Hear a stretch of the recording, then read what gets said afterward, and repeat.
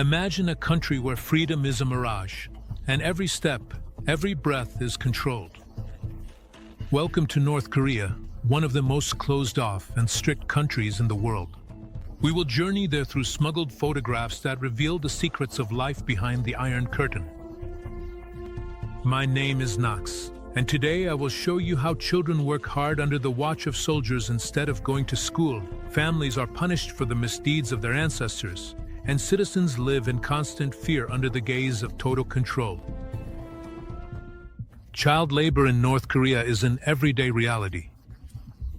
Children, barely able to walk, are forced to do hard labor to support their families. In this photo, little children are under the scorching sun, where they should be in school, but instead, they are bending their backs in the fields, harvesting under the strict watch of a soldier. Just imagine, these children should be gaining knowledge. They dream of the future, but their day is a harsh routine. What future do such children have? And do they not even think about the fact that this work is not for children, but this is just the beginning? An armored train. Perhaps you expected to see Kim Jong-un on a plane with first-class seats and modern technology. But no, he prefers to travel in an armored train, a real mobile bunker. This vehicle is surrounded by impenetrable walls, opaque windows, with security at every turn. The train is like a walking fortress that hides from the world what is inside. On the outside, only dark glass and iron doors are visible, but inside it is literally designed for protection and comfort. Ironically, in a country where people stand in line for hours for old buses, the leader travels surrounded by such luxury and security. But what is he protecting himself from? Why does a person who controls everything happening in the country surround himself with such thick armor? His fears are evident, and there is something frightening hidden in this. Perhaps it is fear that drives him to surround himself with impenetrable walls. And for those who remain on the street, there is neither luxury nor protection in these conditions, only a harsh reality where even the simplest bus is almost torture. What am I talking about? Poor transportation. For most residents of the country, the only way to get around is by waiting in long lines for overcrowded buses. The waiting time here often lasts for hours, and it doesn't matter whether it's raining or the sun is blazing. This photo is one of many showing people standing shoulder to shoulder, waiting for their luxurious public transportation. Tired faces, vacant stares, dirt underfoot. This doesn't resemble modern megacities where freedom of movement seems like something ordinary. Here, anyone can consider themselves lucky if they manage to grab a seat on the bus. These lines are not just a sign of poor public transportation. They are a symbol of poverty and helplessness. People know that tomorrow they will have to stand in this line again, but they just accept it as inevitability, as if they have no other choice. And when they finally reach their destination, they have to remain under scrutiny even in the most seemingly personal aspects of life, like their appearance. Restrictions on hairstyles. In North Korea, even your appearance belongs to the state. Everyone is assigned a role here, with no right to self-expression. In this photo, there's a display of government-approved hairstyles, 15 options for men and women, no creativity, no bright colors. The haircuts are just like everyone else's, identical, as if they were made in the same factory. Ironically, even hair is controlled here with the same strictness as thoughts. Want to show your individuality? Don't get your hopes up. In this world, long hair or bright colors mean rebellion, and rebellion leads to punishment. Think about how tightly the state must control its citizens for even their hairstyle to be a matter of politics. Here, every hair is part of the overall plan, just like every step.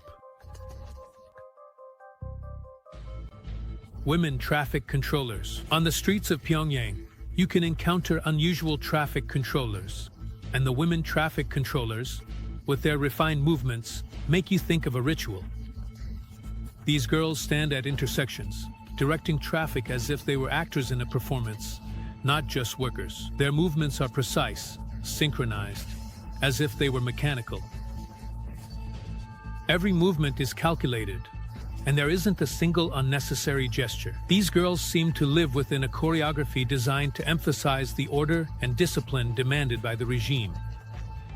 And if you think this is their choice, you are mistaken. After 20 years, they retire, making way for new faces that perfectly fit the standard. These women are just a drop in the ocean of a system that sees people as faceless cogs.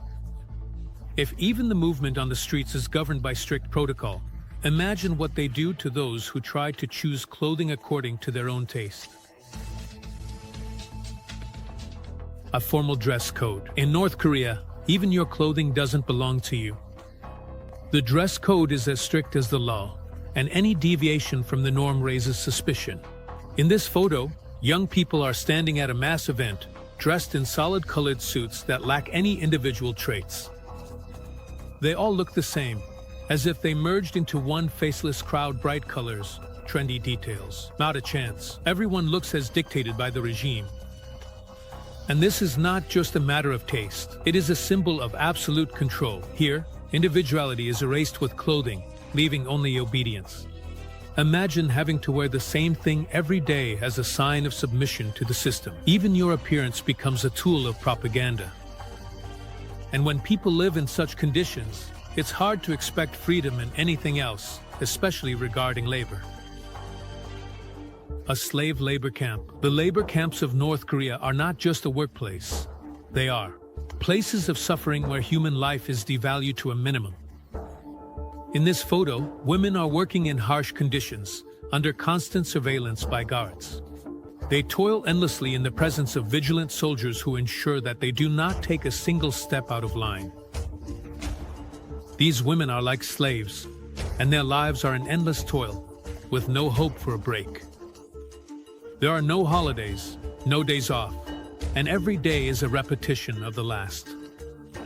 They work knowing that any sign of weakness will result in punishment. When you look at this photo, it's hard to believe that such conditions exist in the modern world. Each of these women was once free, and now they have become part of the regime's machine that deprives them of everything. And even those who don't end up in camps can find themselves in places where the expectations are worse than the reality. Concentration camps. Camp number 22, one of the most horrifying places in North Korea, is a place where human life is valued less than a scrap of paper. In this photo are the traces of those who went through this hell but did not return.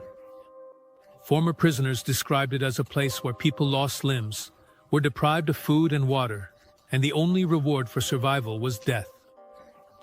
This camp is not just a place, it is a symbol of hopelessness and pain, where there is neither hope nor even a hint of it.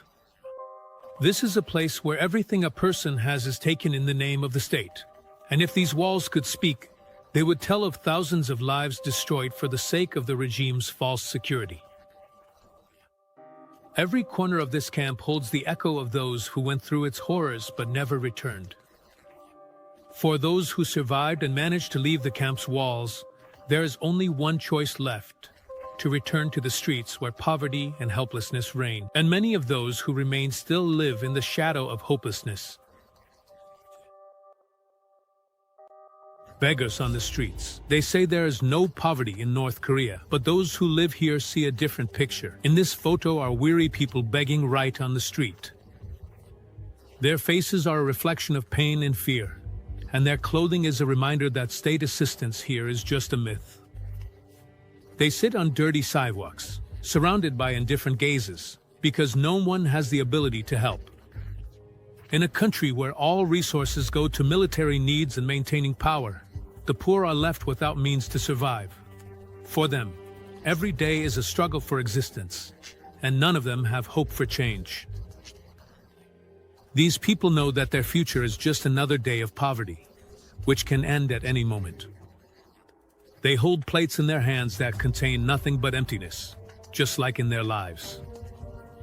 And although official sources claim that everyone lives happily in North Korea, these people are living proof that their stories are simply hidden behind a facade. But poverty is just the tip of the iceberg. When people are denied food and water in this country, you can imagine how information is obtained here.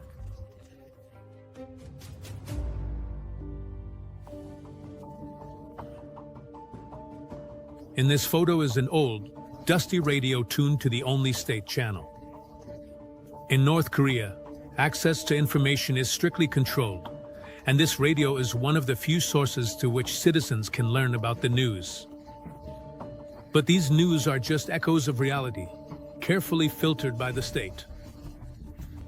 Nothing penetrates beyond this country. The radio, which seems old-fashioned to us, is for them the only channel through which they can hear something about the world, even if it's a lie. These people will never learn about news from other countries. They don't hear other viewpoints and aren't even aware that there are different opinions beyond their country. This radio is like a window into a fictional world created by the state for its citizens, to keep them in fear and obedience. It replaces television, the internet, and newspapers, and everyone who listens to it lives in an illusion. For us, it's just a piece of old technology. But for them, it's a life in a cage with no way out. However, there are places where this illusion of safety and comfort is created, which is so appealing to a select few foreigners. A nightclub. Here, in the center of Pyongyang, there is a nightclub created specifically for foreigners. This club is one of those rare corners where you can momentarily forget that you are in North Korea. Bright lights, expensive drinks, music, but this illusion of happiness and luxury is deceptive. In this photo are young girls working here not of their own will. They are required to entertain guests, smile, and pretend that their work brings them joy. For foreign guests, this may seem exotic, but for these girls, the club is just another cage where freedom is merely an illusion. Here, behind closed doors, a picture of well-being is created for foreigners, one that is so tempting to believe.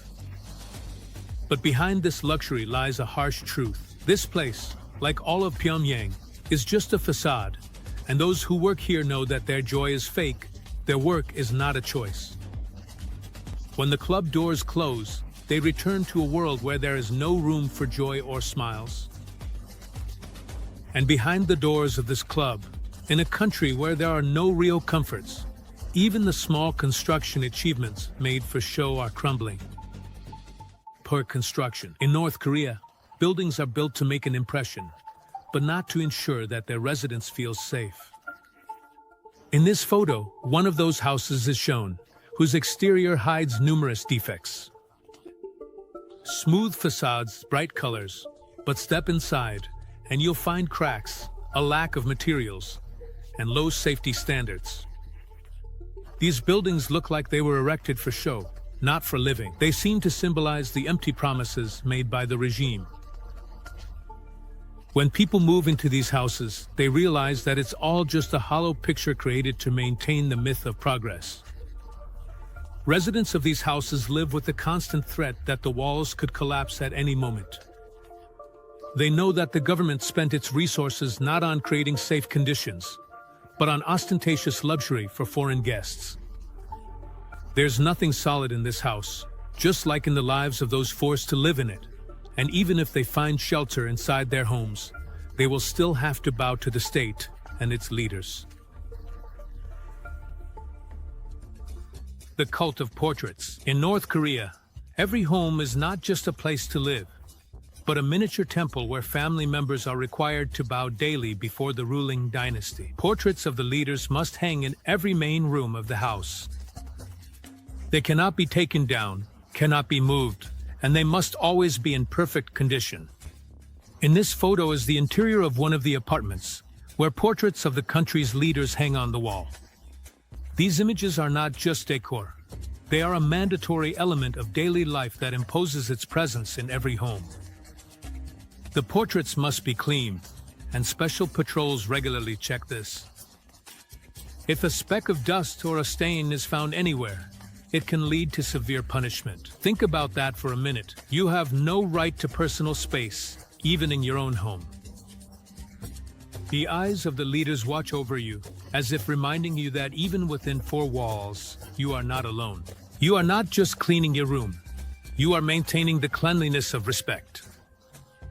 This constant surveillance leaves no room for independent thoughts, only for obedience. These faces on the walls are not just images. They are symbols that you have no freedom, either on the street nor at home. And if even in your own room you do not belong to yourself, how can you expect access to something greater, like the internet? Access to the internet. Imagine that you will never be able to access the websites that people around the world see. In North Korea, access to the internet is a rare privilege available only to the most loyal citizens. This photo is an image of one of those internet zones, where strict control is enforced at every computer. Here, you can't just go online and search for information. The internet for most North Koreans is an illusion. Even those who have access can only use the Kwangyang internal network and only on government-approved websites. Forget about international news or communicating with friends from abroad. Here, every bit of data passes through the government's filter, and any attempt to bypass it could cost you your freedom or even your life. For most, the internet is an inaccessible window to a world that many are even unaware of. Here in North Korea, the internet is not a right, but a propaganda weapon used against its own people. Those who have access understand that they only see what is allowed, and every click is being monitored. They live in an information vacuum, and even if they dream of freedom, they don't know what it looks like.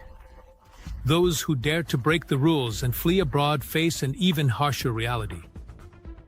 Dangerous crossings at the border. Escaping from North Korea is not just an attempt to cross the border. It's a leap into the unknown, where dangers lurk at every step.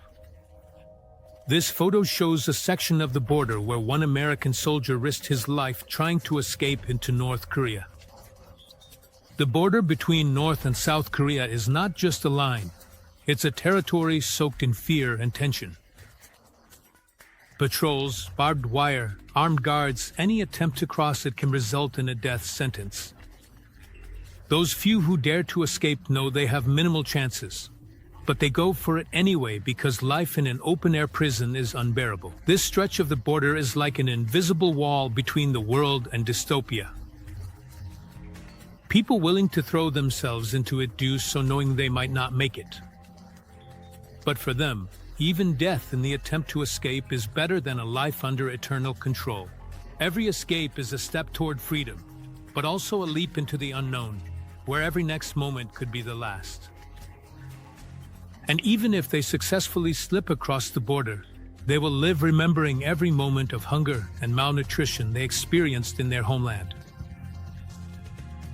North Korea presents itself as a country where every step, every thought, and even appearance is under control. These rare photographs revealed life behind the propaganda facade. A line for transportation, hungry children, fear deeply rooted in the minds of the people. A world where freedom is a myth, and the future is predetermined even before birth. And now, friends, you have a unique opportunity to become part of our team. If you're into video editing, can voice over in Russian, English, or other languages, or write interesting scripts, we would love to collaborate. Message our Telegram bot, link in the description.